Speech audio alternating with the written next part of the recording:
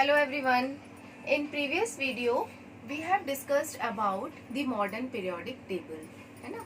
और modern periodic table में हमने पिछले टर्म में ये पढ़ा था कि जो मॉडर्न पीरियोडिक टेबल है वो आपकी long form of periodic table कहलाती है। और उसमें जो वर्टिकल कॉलम्स हैं 18 वर्टिकल कॉलम्स हैं जिनको हम ग्रुप्स कहते हैं, और 7 हॉरिजॉन्टल लाइंस है जिनको हम पीरियड्स कहते हैं। और हमने प्रीवियस वीडियो में ये देखा था कि ये जो ग्रुप एंड पीरियड होते हैं इनको किस नाम से बोलते हैं और हम किसी एलिमेंट का ग्रुप और पीरियड कैसे पता लगा सकते हैं।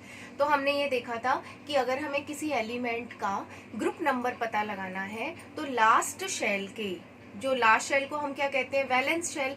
तो वैलेंस शेल में जितने इलेक्ट्रॉन्स प्रेजेंट होते हैं, है ना, वो ही उसका ग्रुप नंबर होता है। अगर किसी के लास्ट शेल में 1 वैलेंस इलेक्ट्रॉन बच रहा है तो फर्स्ट ग्रुप में प्रेजेंट होगा। अगर किसी के लास्ट शेल में 2 वैलेंस इलेक्ट्रॉन्स प्रेजेंट है तो वो सेकंड ग्रुप में प्रेजेंट होगा।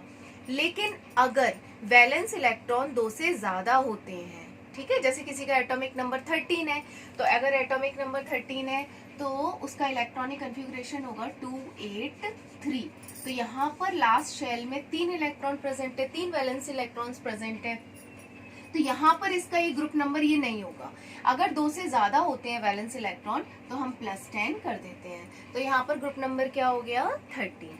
स्टूडेंट्स, जो वैलेंस इलेक्ट्रॉन्स होते हैं या फिर हम ये कहें कि जो इलेक्ट्रॉनिक कन्फिग्रेशन होता है किसी भी एलिमेंट का, वो बहुत ज़्यादा इम्पॉर्टेंट रोल प्ले करता है, क्योंकि किसी भी एलिमेंट का जो इलेक्ट्रॉनिक कन्फिग्रेशन होता है उससे हम उसकी पोजीशन बता सकते हैं पीरियोडिक टेबल में।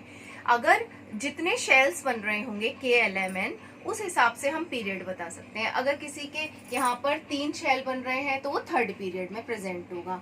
तो नंबर ऑफ शेल से हम बताते हैं किसी भी एलिमेंट का पीरियड नंबर, और लास्ट शेल में जो वैलेंस इलेक्ट्रॉन्स प्रेजेंट होते हैं उनसे हम बताते हैं किसी भी एलिमेंट का ग्रुप नंबर, ठीक है।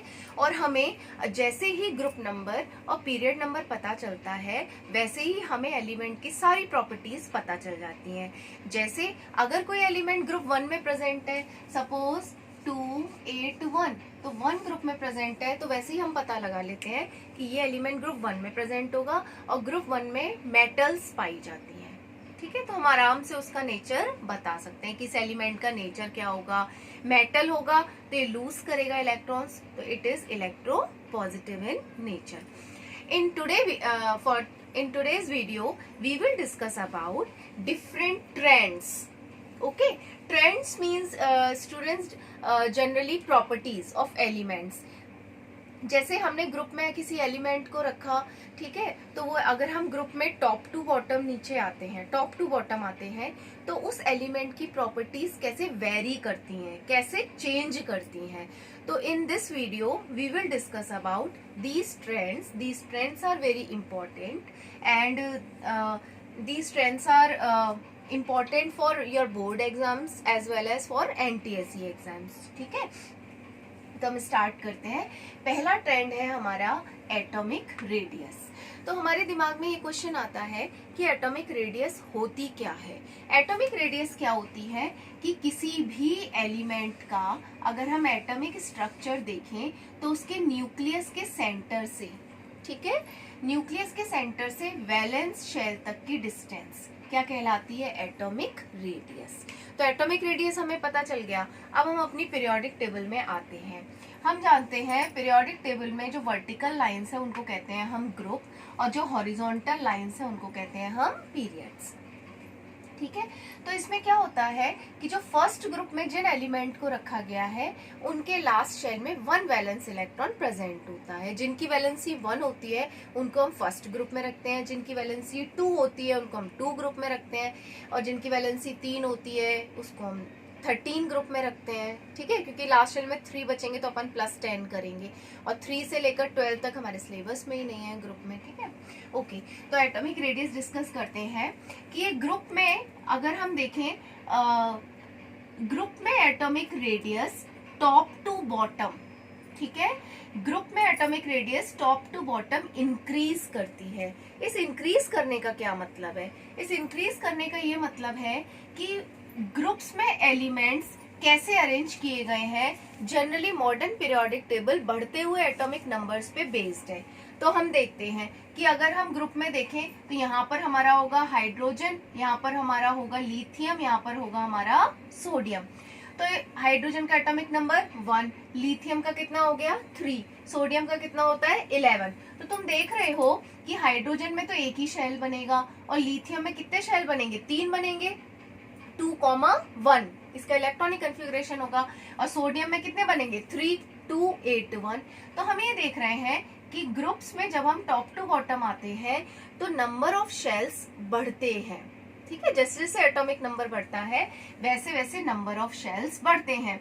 तो जब नंबर ऑफ शेल्स बढ़ते हैं तो तुम देखोगे न्यूक्लियस से लास्ट शेल की डिस्टेंस भी बढ़ जाती है। ठीक है, तो जब न्यूक्लियस से लास्ट शेल की डिस्टेंस बढ़ रही है इसका मतलब एटॉमिक रेडियस बढ़ रही है। तो ग्रुप्स में एटॉमिक रेडियस इंक्रीज करती है। एटॉमिक रेडियस तुम्हें अच्छे से लर्न हो जाएगी तो उससे जुड़े हुए सारे कॉन्सेप्ट उसी से जुड़े हुए हैं एटॉमिक रेडियस से। ठीक है, तो एटॉमिक रेडियस याद करना बहुत जरूरी है। एटॉमिक रेडियस में क्या होता है, जब हम ग्रुप में टॉप टू बॉटम जाते हैं तो एटॉमिक रेडियस इंक्रीजेस। इसका क्या मतलब है, because in groups number of shells are increasing because in periodic table elements are arranged in increasing order of atomic numbers। तो जैसे जैसे एटॉमिक नंबर बढ़ेगा वैसे वैसे नंबर ऑफ शेल्स भी बढ़ेंगे और नंबर ऑफ शेल्स बढ़ेंगे तो लास्ट शेल की डिस्टेंस भी बढ़ जाएगी और लास्ट शेल की डिस्टेंस बढ़ेगी मींस एटॉमिक रेडियस इंक्रीज हो जाएगी। तो इन ग्रुप्स एटॉमिक रेडियस इंक्रीज करती है। अब हम ये जो ट्रेंड्स पढ़ रहे हैं ना, ये ग्रुप्स में भी स्टडी करेंगे और पीरियड्स में भी स्टडी करेंगे। तो पहला ट्रेंड क्या था हमारा, एटॉमिक रेडियस। एटॉमिक रेडियस का वेरिएशन, घटना या बढ़ना, कहाँ पर, ग्रुप्स में और पीरियड्स में। तो हमने ग्रुप में तो स्टडी कर लिया उसका वेरिएशन। ग्रुप्स में क्या होता है, एटॉमिक रेडियस इंक्रीज करती है।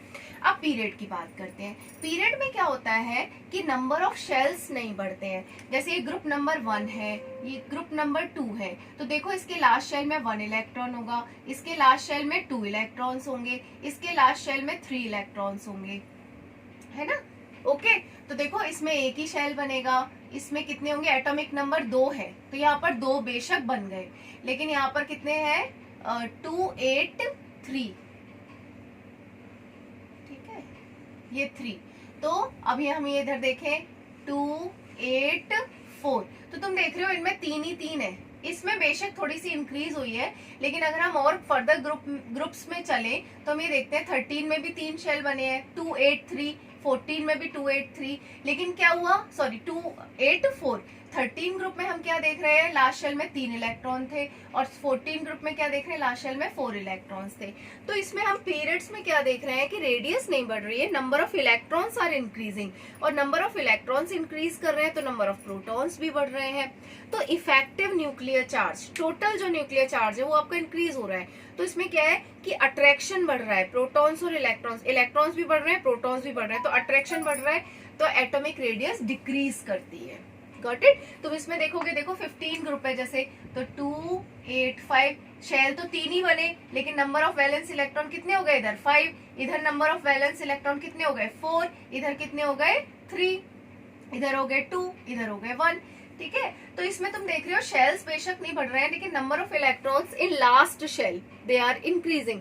सो इफेक्टिव न्यूक्लियर चार्ज बढ़ जाने की वजह से हम ये कहते हैं कि एटॉमिक रेडियस पीरियड में डिक्रीज करती है।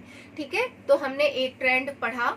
सबसे पहला ट्रेंड था एटॉमिक रेडियस। एटॉमिक रेडियस क्या होती है, न्यूक्लियस के सेंटर से लास्ट शेल की डिस्टेंस एटॉमिक रेडियस कहलाती है। मॉडर्न पीरियोडिक टेबल क्योंकि बढ़ते हुए एटॉमिक नंबर्स पे बेस्ड है, तो इन ग्रुप्स जब हम ऊपर से नीचे ट्रेवल करते, ऊपर से नीचे हम देखते हैं तो एटॉमिक रेडियस इंक्रीज करती है। पीरियड्स में हम चलते हैं लेफ्ट टू राइट, तो एटॉमिक रेडियस डिक्रीज करती है क्योंकि इफेक्टिव न्यूक्लियर चार्ज इंक्रीज करता है। ठीक है, ये ट्रेंड क्लियर हो गया। इन ट्रेंड्स का हम वेरिएशन ग्रुप्स में भी देखते हैं और पीरियड में भी देखते हैं। एग्जाम में ऐसे ही क्वेश्चन आएगा कि discuss the variation of atomic radius in groups while we move top to bottom and when we move left to right in periods. Left to right बोलेंगे तो पीरियड्स होगा, टॉप टू बॉटम बोलेंगे तो group होगा, या bottom to top बोलेंगे क्योंकि vertical क्या होते हैं, ग्रुप्स होते हैं। सेकेंड ट्रेंड है हमारा वैलेंसी। ठीक है, तो अगर हम वैलेंसी देखें तो फर्स्ट ग्रुप में, मैंने प्रीवियस वीडियो में भी बताया था कि फर्स्ट ग्रुप में उन एलिमेंट्स को रखा गया है जिनके लास्ट शेल में 1 इलेक्ट्रॉन है। तो इसका मतलब ग्रुप में सभी की वैलेंसी क्या होगी? सेम, क्योंकि इस एलिमेंट की भी वैलेंसी 1 होगी, इस एलिमेंट की भी वैलेंसी 1 होगी, इस एलिमेंट की भी वैलेंसी 1 होगी, क्योंकि फर्स्ट ग्रुप में किन एलिमेंट्स को रखा गया है? जिनके लास्ट शेल में 1 इलेक्ट्रॉन प्रेजेंट होता है। ठीक है, तो लास्ट शेल में जब हर एलिमेंट के 1 इलेक्ट्रॉन प्रेजेंट है तो सभी की वैलेंसी 1 होगी, और हम जानते हैं कि लास्ट में 3 इलेक्ट्रॉन्स तक लूज कर सकते हैं एलिमेंट, तो जब 1 इलेक्ट्रॉन बच रहा है तो वो लूज करेगा, तो ऑब्वियसली वो क्या होगा? मेटल होगा। ठीक है, तो ग्रुप में वैलेंसी क्या रहती है? सेम रहती है। ग्रुप में हर फर्स्ट ग्रुप के एलिमेंट्स की वैलेंसी सबकी क्या होगी? 1 होगी। सेकंड ग्रुप के एलिमेंट्स की वैलेंसी क्या होगी? 2 होगी। तो ग्रुप्स में वैलेंसी क्या रहती है? सेम रहती है। अब हम पीरियड की बात करें तो पीरियड में क्या होता है? देखो, ये फर्स्ट ग्रुप है तो उसकी वैलेंसी 1, ये 2 सेकेंड ग्रुप है तो उसकी वैलेंसी क्या हुई? 2। अच्छा, अब थर्ड से लेकर 12 तो हमारे सिलेबस में ही नहीं है, 13 ग्रुप में आते हैं, तो 13 ग्रुप के एलिमेंट्स की वैलेंसी क्या हुई? 3। ठीक है, लास्ट में 3 इलेक्ट्रॉन है। 14 की क्या हुई? 4। 15 की क्या हुई? फिर 3 हो गई, क्योंकि नॉन मेटल शुरू हो गए। 15 किसी का एटॉमिक नंबर है सपोज, तो क्या होगी? 285। तो ये ना तो लूज करेगा, ये क्या करेगा? गेन करेगा। गेन करेगा तो वैलेंसी क्या होगी? 3। तो तुम देख रहे हो कि ग्रुप में तो वैलेंसी सेम रहती है, लेकिन पीरियड में 4 तक वैलेंसी तो बढ़ती है। ठीक है, और उसके बाद वैलेंसी डिक्रीज होना शुरू हो जाती है। जैसे ग्रुप 15 में वैलेंसी क्या होगी? 3। ग्रुप 16 में क्या होगी? 2। लास्ट शेल में 2 होंगे, लास्ट शेल में 6 होंगे, तो वो 2 गेन करेंगे। 17 ग्रुप की वैलेंसी क्या होगी? 1। 18 ग्रुप की क्या होगी? 0। तो हम ये देखते हैं पीरियड में 4 तक तो इंक्रीज करती है, फिर ये डिक्रीज करना शुरू कर देती है, और कहाँ तक पहुंच जाती है? 0 तक। इसी वजह से जो तुम्हारा ग्रुप 18 होता है ना, 2, 8, 8, तो इसकी वैलेंसी क्या हुई? 0। तो इसीलिए ग्रुप 18 को हम 0 वैलेंट एलिमेंट्स कहते हैं, क्योंकि इन सभी की वैलेंसी क्या होती है? 0। तो हमने सेकेंड ट्रेंड में क्या पढ़ा? वैलेंसी। ठीक है, वैलेंसी ग्रुप में क्या रहती है? सेम रहती है, टॉप टू बॉटम। अच्छा, क्वेश्चन में ना ये याद रखना कि पूछा क्या गया है, टॉप टू बॉटम पूछा गया है कि बॉटम टू टॉप पूछा गया। उस वैलेंसी में तो कोई फर्क नहीं पड़ेगा, वैलेंसी तो चाहे टॉप टू बॉटम देखो चाहे बॉटम टू टॉप देखो सेम ही रहती है। ठीक है, लेकिन एटॉमिक रेडियस में पड़ेगा। एटॉमिक रेडियस में अगर एग्जामिनर बॉटम टू टॉप पूछता है तो वो तो डिक्रीज करेगी, लेकिन टॉप टू बॉटम पूछता है तो वो इंक्रीज करेगी। तो वैलेंसी ग्रुप में सेम रहती है, और पीरियड में 4 तक तो इंक्रीज करती है, उसके बाद 0 तक पहुंच जाती है। ठीक है, थर्ड है आपकी ये property, metallic and non metallic character. ठीक है, अब इसमें देखो मेटेलिक करेक्टर क्या होता है, एक बार मैं इसका समझाती हूँ। मेटेलिक करेक्टर, ठीक है, नेक्स्ट आपका ट्रेंड है मेटेलिक करेक्टर। अच्छा देखो, मेटल का मेन विशेषता क्या होती है? मेटल की मेन कैरेक्टरिस्टिक क्या होती है कि इट ऑलवेज लूज इलेक्ट्रॉन्स। ठीक है, तो देखो ग्रुप में क्या होता है, याद रखना है बहुत अच्छे से, ग्रुप में एटॉमिक रेडियस बढ़ती है और पीरियड में एटॉमिक रेडियस डिक्रीज होती है। ओके, तो देखो वैसे भी हम देखें तो फर्स्ट और सेकंड ग्रुप तो हमारे क्या है? मेटल्स है। ठीक है, फिर हम आते हैं 13 से और यहाँ तक चलते हैं हम 18 तक। ठीक है, ये सब क्या होते हैं? नॉन मेटल्स होते हैं, और बीच में मेटलॉइड्स प्रेजेंट होते हैं। Got it? तो देखो ये फर्स्ट और सेकंड जो ब्लॉक है आपका, जो ग्रुप है, वो क्या है? मेटल्स। और क्यों कहा गया है मेटल्स? क्योंकि इनमें तुम देखोगे 13 ग्रुप में भी मेटल्स हैं, कुछ मेटलॉइड भी हैं। ठीक है, तो इसमें तुम देखोगे कि इलेक्ट्रॉन आसानी से लूज हो जाते हैं। इलेक्ट्रॉन आसानी से लूज क्यों होते हैं? क्योंकि जैसे जैसे देखो आराम देखो, इसमें कैसे समझेंगे हम कि जैसे जैसे रेडियस बढ़ती है तो लास्ट शेल का इलेक्ट्रॉन और जो प्रोटॉन होता है ना, उसके बीच अट्रैक्शन भी कम हो जाता है, तो आसानी से लूज हो सकता है। तो अगर हम ग्रुप की बात करें तो टॉप टू बॉटम हम जब नीचे आते हैं तो लास्ट जो एलिमेंट है वो आसानी से इलेक्ट्रॉन लूज कर सकता है, और जो एलिमेंट आसानी से इलेक्ट्रॉन लूज करता है, लूज करने से उस पर क्या चार्ज आ जाएगा, पॉजिटिव, तो वो एलिमेंट कहलाता है इलेक्ट्रो पॉजिटिव। ठीक है, तो मेटल्स को इसीलिए हम क्या कहते हैं, electropositive. Why? Because they lose electrons. ठीक है, तो अगर हम इलेक्ट्रो पॉजिटिव नेचर की भी बात करें और मेटेलिक बिहेवियर की भी बात करें तो ग्रुप्स में मेटेलिक बिहेवियर बढ़ता है, क्योंकि मेटल किसे कहते हैं, जो इलेक्ट्रॉन आसानी से लूज कर दे। इलेक्ट्रो पॉजिटिव किसे कहेंगे, जो आसानी से इलेक्ट्रॉन लूज कर दे। तो आसानी से इलेक्ट्रॉन कौन लूज कर पाएगा, जिसकी रेडियस बड़ी होगी। Got it? क्योंकि उनके बीच में अट्रैक्शन भी कम होगा। तो देखो ये वाला एलिमेंट ऐसे कहें हम, A B C D E F, exam में कैसे टेबल बनी हुई आएगी और मैं तुमसे पूछती हूँ A बड़ा है कि D बड़ा है, तो क्या आंसर होगा, D, बिकॉज ये ग्रुप का अरेंजमेंट है, ग्रुप में एटॉमिक रेडियस बढ़ती है। अब मैं तुमसे पूछूं A बड़ा है कि F, तो तू क्या आएगा आंसर, A, बिकॉज पीरियड में एटॉमिक रेडियस डिक्रीज होती है। नेक्स्ट क्वेश्चन पूछूं A ज्यादा इलेक्ट्रो पॉजिटिव होगा कि D ज्यादा इलेक्ट्रो पॉजिटिव होगा। इलेक्ट्रो पॉजिटिव का मतलब इलेक्ट्रॉन का आसानी से लूज हो जाना। कौन आसानी से इलेक्ट्रॉन लूज करेगा, जिसकी रेडियस बड़ी होगी। किसकी रेडियस बड़ी है, D की, तो सबसे ज्यादा इलेक्ट्रो पॉजिटिव कौन होगा, D होगा। ठीक है, तो अब हम देखें मेटेलिक कैरेक्टर ऊपर से नीचे आने पर बढ़ता है, इलेक्ट्रो पॉजिटिव नेचर भी बढ़ता है। लेकिन अगर हम इधर बढ़े, इधर आए, पीरियड्स की तरफ चले, तो पीरियड की तरफ क्या होता है, क्योंकि एटॉमिक रेडियस घटती है। अब देखो इसकी एटॉमिक रेडियस बड़ी है, इसकी घट गई, तो जब डिक्रीज हो गई रेडियस तो यहाँ से इलेक्ट्रॉन आसानी से नहीं निकल पाएगा, क्योंकि रेडियस छोटी है और अट्रैक्शन भी ज्यादा है। जब अट्रैक्शन ज्यादा है तो आसानी से इलेक्ट्रॉन नहीं लूज हो पा रहा, तो पीरियड में इलेक्ट्रो पॉजिटिव नेचर डिक्रीज करता है, ग्रुप में इलेक्ट्रो पॉजिटिव नेचर बढ़ता है और पीरियड में इलेक्ट्रो पॉजिटिव नेचर घटता है। अब इसके साथ एक और टर्म जुड़ी, और नॉन मेटेलिक कैरेक्टर बढ़ता है। ठीक है, नॉन मेटेलिक कैरेक्टर, क्योंकि नॉन मेटेलिक कैरेक्टर किसे कहते हैं, जो इलेक्ट्रॉन को लूज ना करे, जो इलेक्ट्रॉन को संभाल के रखे।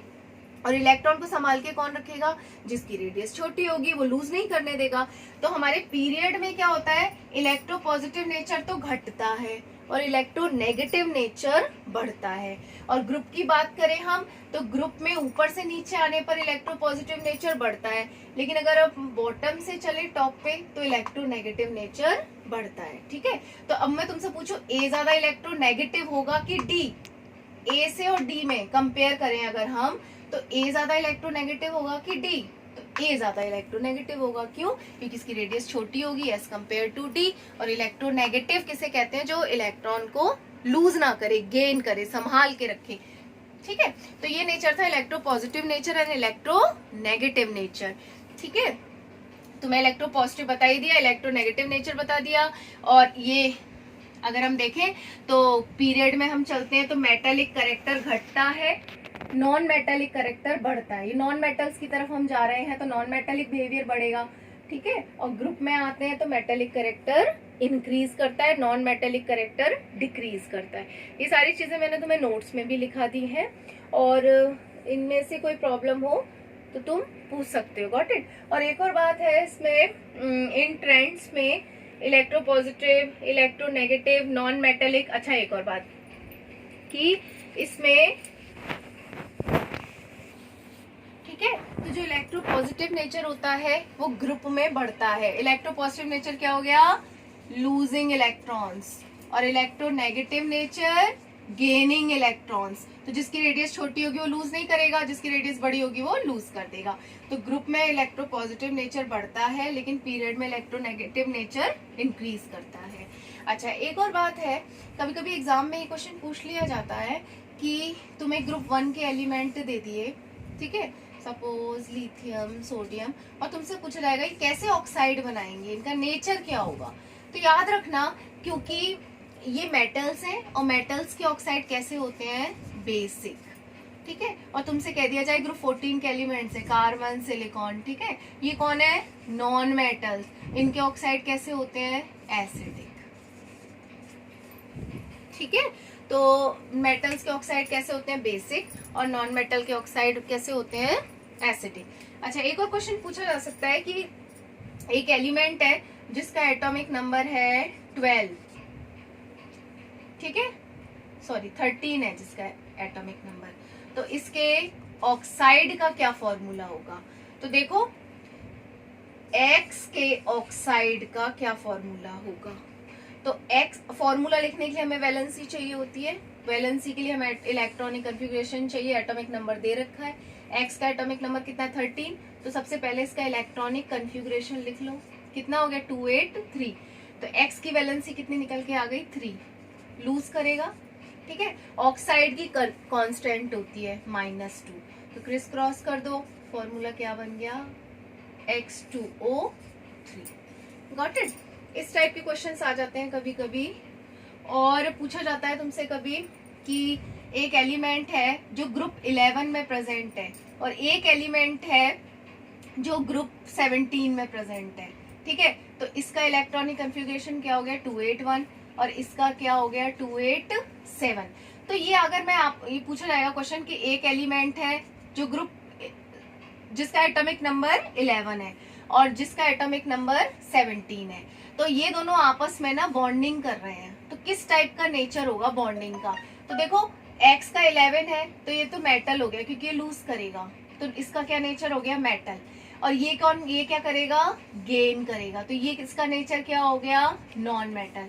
तो जब भी मेटल और नॉन मेटल के बीच में बॉन्डिंग होती है ना, तो कैसे बॉन्ड होते हैं, आयनिक बॉन्ड। क्यों, क्योंकि मेटल तो लूज करेगा तो अपने ऊपर पॉजिटिव चार्ज, और उसी लूज किए हुए इलेक्ट्रॉन को नॉन मेटल गेन करेगा तो उसमें नेगेटिव चार्ज, आयंस बन गए, तो आयनिक बॉन्ड होता है, ठीक है। So this is all about this chapter and your chapter has been now finished, 5th chapter. एक बार फिर से पढ़ लेना लाइन बाय लाइन, नोट्स भी पढ़ लेना, और कोई प्रॉब्लम हो तो पूछ लेना, ठीक है। Okay, thank you.